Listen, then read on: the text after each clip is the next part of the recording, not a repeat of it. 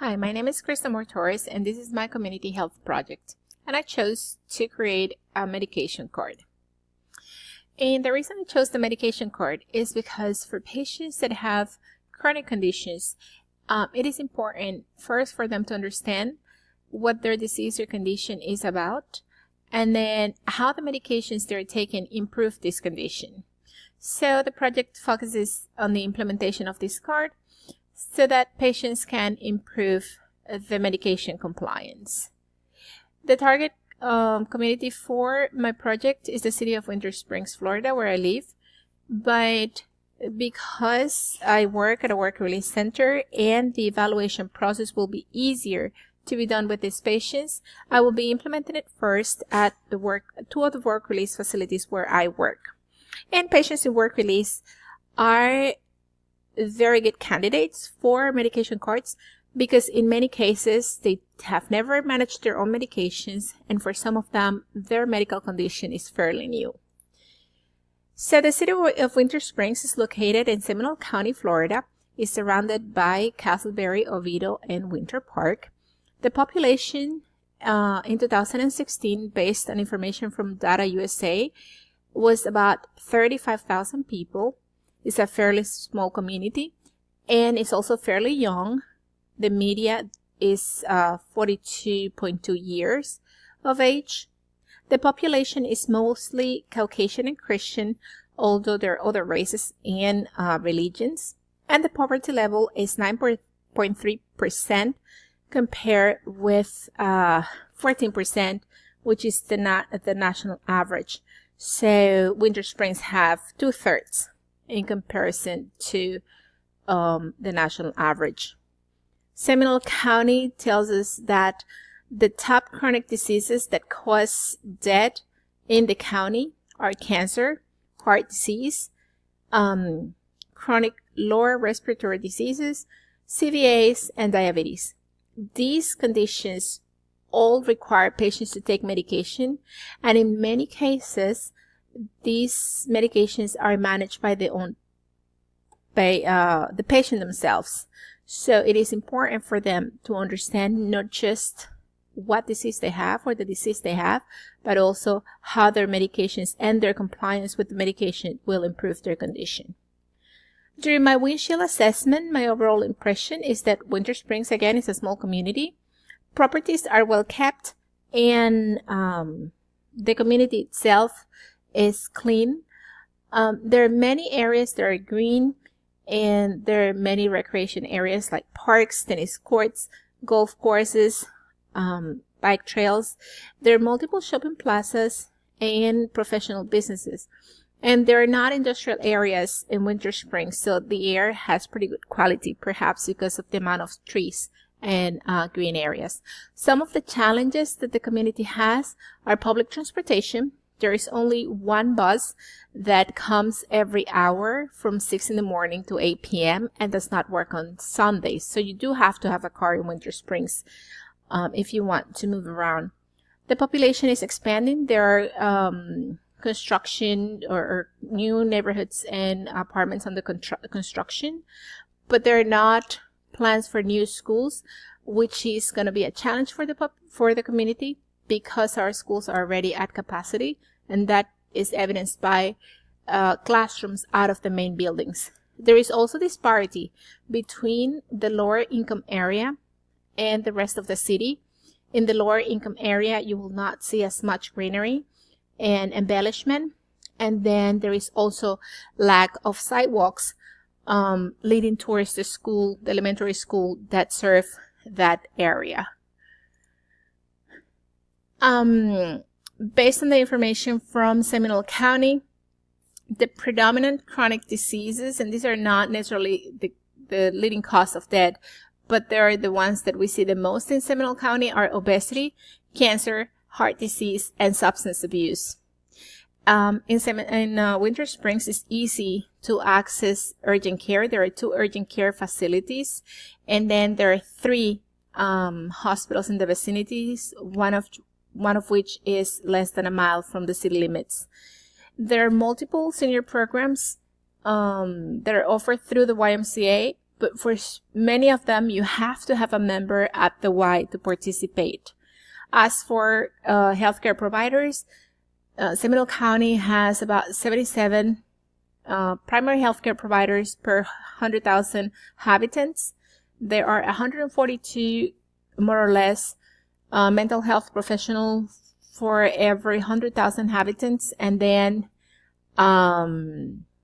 other providers, including specialties, are about 56 per 100,000 inhabitants.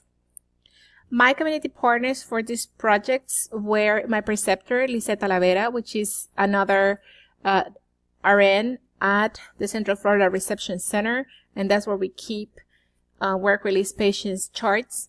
And then the 2 directors of the 2 work release facilities where I implemented the medication card. As for resources for these work release facilities or patients, they have the Shepherd's Hope, which offers free medical care, the Osceola County Health Department, because they are in Osceola County, which offers health care, and they charge based on income, so for them it's almost nothing.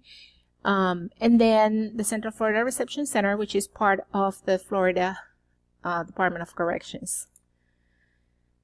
The problem in my community is the deficit among patients in work release who manage their own medications, and it is related to the either misunderstanding of the information, of the lack of exposure to their treatment direction. They don't necessarily are given a lot of information regarding when to take and how to take their medications, as you may receive when you get your medication from the pharmacy, because in most of these cases, the medication is just in an envelope that's given to the correction officer, so they don't really have much information regarding of what they take. They just know that they have to take their medications for whichever condition they have.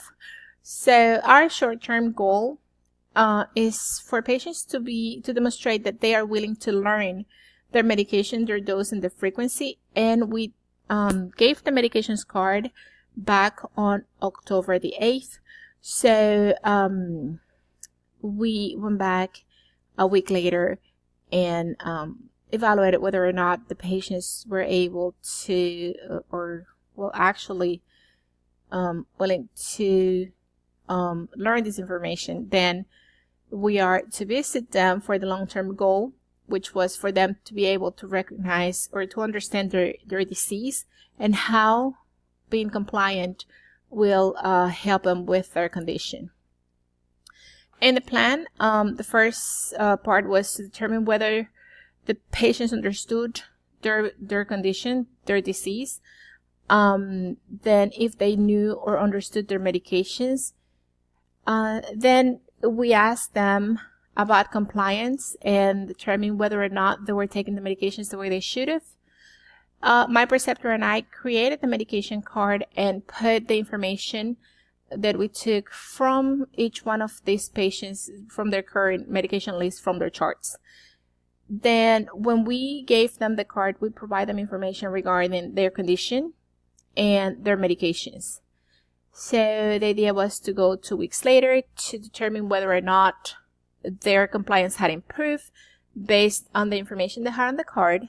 And for those patients that did not meet or did not achieve the goal, then we will modify the delivery method of the information to make sure that they understood the importance of being compliant. So the process for the intervention, the first thing that we did was gather the information. We reviewed each one of these patients' charts. We had 125 patients, and we reviewed their charts. And then we interviewed the patients. Some of them we interviewed over the phone, and others we went to the facility and interviewed them.